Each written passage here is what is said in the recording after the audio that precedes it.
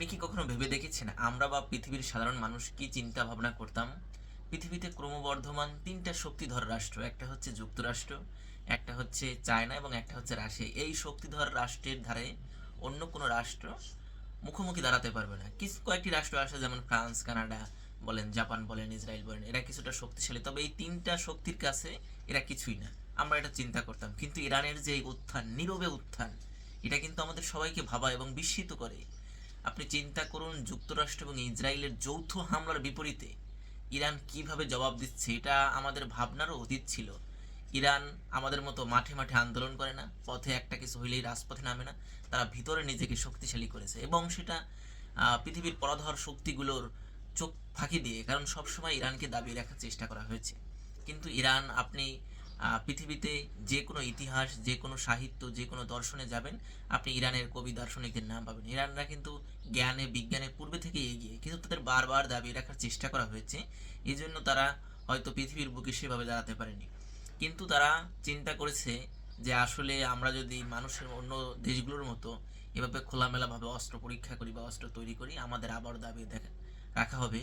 এই জন্য তারা গোপনে এই অস্ত্রগুলো তৈরি করেছে এবং এত বিস্ময় বিস্ময় মিসাইল তারা তৈরি করেছে, বিধ্বংসী মিসাইল, যা আপনি বলতে পারেন যে আমেরিকার রক্তচক্ষুকে উপেক্ষা করে আরব কান্ট্রির বিভিন্ন দেশে হামলা চালাচ্ছে। ইসরায়েলের মতো কান্ট্রি, যে কান্ট্রিকে বলা হয় 6বার আরব কান্ট্রিগুলো তার সাথে যুদ্ধ করে পারেনি, কিন্তু একা ইরানই সেই ইসরায়েলকে আজ ধ্বংসের মুখ প্রান্তে দাঁড় করিয়ে দিয়েছে।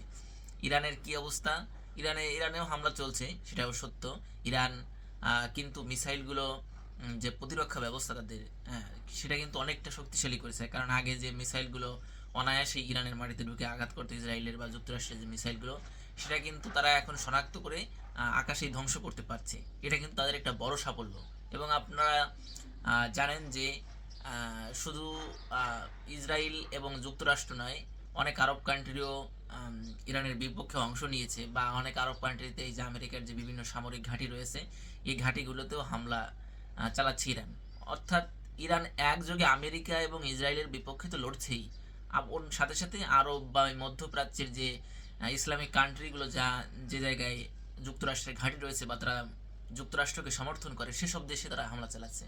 তাহলে এই যে এত একটা শক্তি বা এতটা আত্মবিশ্বাস তারা কি করে পেল? তারা কি আন্দোলন করে পেল? তারা কি নতুন নতুন রাজনৈতিক পার্টি তৈরি করে পেল? না, এই আত্মবিশ্বাস বা এই নিজের স্বনির্ভরতা কখন আসবে? যখন আপনি জ্ঞানে বিজ্ঞানে প্রযুক্তিতে তাদের সমতুল্য হবেন। এই যে মিসাইলগুলো আজকে ছাড়া হচ্ছে, এই মিসাইলগুলো কি তারা কোথাও কিনেছে, কারো কাছ থেকে ধার করে এনেছে? তারা নিজেরা তৈরি করেছে এবং উন্নত বিশ্বের প্রযুক্তির সাথে তাল মিলিয়ে আপনি দেখুন, রাশিয়া একটা সামান্য ইউক্রেনে তো আসলে কোনো শক্তিই নেই। কোনো শক্তি আছে ইউক্রেনের বাস্তবে কোনো শক্তি নেই। ওটা হচ্ছে ন্যাটো ন্যাটো থেকে একটু সাপোর্ট পায়, যুক্তরাষ্ট্র একটু সাপোর্ট দেয়, তাই থেকে ও লড়ে যাচ্ছে রাশিয়ার বিরুদ্ধে। কিন্তু ইসরায়েল ইসরায়েল কিন্তু অবশ্যই একটা শক্তিধর রাষ্ট্র। আমরা আগে তার অনেকগুলো যুদ্ধ দেখেছি।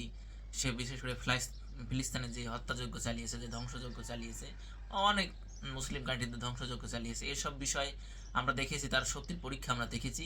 আর যুক্তরাষ্ট্রের কথা তো নাই বলি, সে তো বর্তমানে দাবি করে বিশ্বের সব থেকে শক্তিধর দেশ সে, এবং জ্ঞানে প্রযুক্তিতে অস্ত্রেও সে অনেকটা এগিয়ে। কিন্তু এখন দেখা যাচ্ছে তা আসলে ইরানের এই প্রতিরোধের মুখে তা ফিকে হয়ে উঠেছে।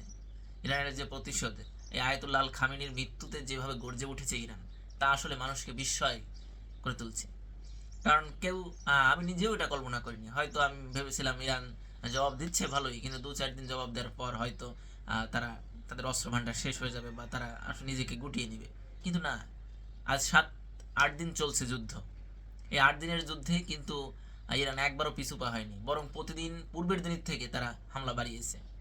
এই যে তাদের আত্মবিশ্বাস এবং এই যে যে তাদের হামলা করার সক্ষমতা বা প্রতিরোধ করার সক্ষমতা, এটা কিন্তু একদিনে তৈরি হয়নি। সুতরাং ইরান যেহেতু তার প্রযুক্তিতে এগিয়েছে, তার অস্ত্র ভাণ্ডার সমৃদ্ধ করেছে, সেহেতু ইরান যেহেতু বিশ্বের অন্য অন্য দেশের চাপের বিপরীতে গিয়ে সে এগুলো তৈরি করেছে, সুতরাং তার কোনো তথ্যই সেভাবে বাইরে ফাঁস হয়নি। হয়েছে কিছুটা, কিন্তু তার অস্ত্র মজুদ কতটুকু আছে এটা কিন্তু বহির্বিশ্বের যুক্তরাষ্ট্র জানে না, ইসরায়েল জানে না। তারা যে এই যে প্রতিরোধ বা এই যে হামলা কতদিন করতে পারবে, এটাও যুক্তরাষ্ট্র ইসরায়েল জানে না।